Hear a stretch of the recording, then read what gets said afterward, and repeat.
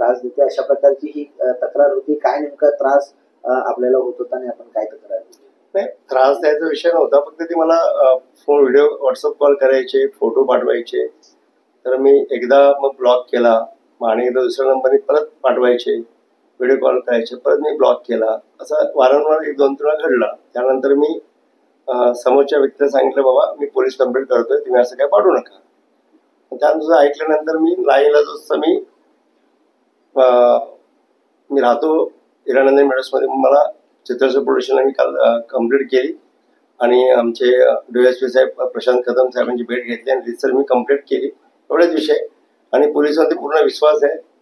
रितसर कंप्लेंट दाखल झाल्यानंतर रितसर ते तपास करतील. आरोपी पकडले गेल्यानंतर त्यांच्या स्टेटमेंटमधून त्याच्यामागे कुठला राजकीय हेतू असेल किंवा त्याच्यामागे कोण असेल तर आपलं स्पष्ट होईल.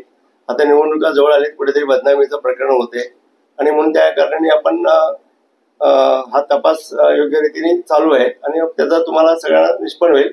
हनी ट्रॅप वगैरे असा प्रकार नाही. मी त्या व्यक्तीला कधी पाहिलं नाही किंवा तिने मला पाहिलेलं नाही.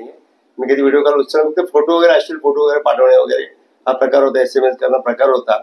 आणि मग मला मदत पाहिजे, पैसे वगैरे पाहिजे, मी सरळ कंप्लेंट केली. एवढाच विषय बोलणार.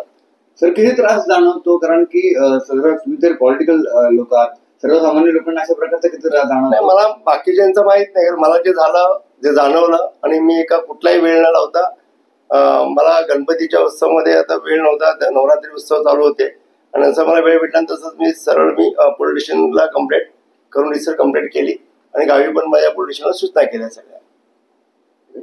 मागील 2 टर्म पासून खट्टा प्रवास आपला पाहिलेला आहे आणि आमदार झाल्यानंतर आमदारची प्रतिमा मलिन करण्याचा हा कोणाचा डाव असू शकतो का? नाही, होऊ शकेल. आज मी सांगितलं ना की जेव्हा आता कंप्लेंट केल्यानंतर रिसर जे कोण आहे आरोपी त्यांच्या मागे अटक होईल, त्यांच्या तपासून निष्पन्न होईल. मला माझ्या मागे कोण लागलेत, कारण ते मी कसं काय बोलू शकत नाही ना. तपास चालू आहे, पोलिसांवरती पूर्ण विश्वास आहे आणि ते गांभीर्याने घेऊन तपास करून त्यांच्यामध्ये निष्पन्न होईल. 2-3 दिवसात सर्वच क्लिअर होईल. त्यानंतर आपल्याला कळेल का आपल्या मागे काय बाबा काय. आणि आता काय राजकारण म्हणजे म्हटलं तर राजकारणाच्या गोष्टी कोणी नाही कोणी विरोधक असे करत असतात. आता सगळ्या निवडणुका आलेत. आम्ही निवडणुकीच्या ग्रामपंचायत असेल, नगरपंचायत असेल किंवा पंचायत राजच्या निवडणुकीमध्ये आम्ही गांभीर्याने त्याच्याकडे लक्ष आहे. आम्हाला अशा फालतू गोष्टी लक्षात नाहीये. खरे वारंवार घडी प्रत्येक वेळा मोबाईल चेंज करून असे पाठवत होते. मला नाईलाज होता. मी त्यांना समोरच्या वॉर्निंग पण दिली की मला पोलीस कंप्लेंट करायला लागली, सर्व बंद करा. नवीन नंबर दिल्यामुळे माझा नाईलाज झाला. मी काल रिसर पोलीस कंप्लेंट केली आणि पोलीस वरती पूर्ण विश्वास आहे. योग्यरित्या तपास सुरू आहे आणि त्यांनी सांगितलं की आम्ही त्या आरोपीला अटक करू. सर, पैसे देखील मागणी केली होती असं मला तुम्ही सांगता की नवरात्रीमध्ये वेळ होता, गणेशोत्सव दरम्यान वेळ होता. 10-15 दिवस आहे, 15-20 दिवस, नेमके त्या व्यक्तीला 15 महिना सातत्याने चालू. मी वेगवेगळ्या नंबरने येत होता आणि मला आमच्याकडे खरंच मी शुक्रवार, शनिवार, रविवार, सोमवार 4 दिवस मतदारसंघात असतो. मंगळवार, बुधवार विधानसभेमध्ये कॅबिनेट असलेल्या मंत्री मोदी भेटतात, विकासाची कामं असतात, जनतेची कामं असतात. गुरुवारी ठाणा ऑफिसला असतो. म्हणून काल मी परवा रात्री मी बोलून सर्व रिसर कंप्लेंट केली. सर, पैशाची देखील मागणी केली होती.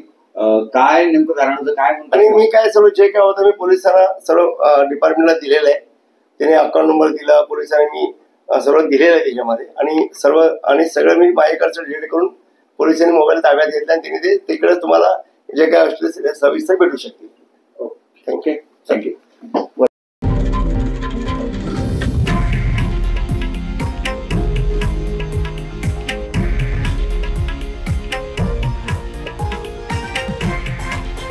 हे आहे देशातील नंबर 1 न्यूज नेटवर्क आणि आपण पाहत आहात TV9 मराठी, एकमेव.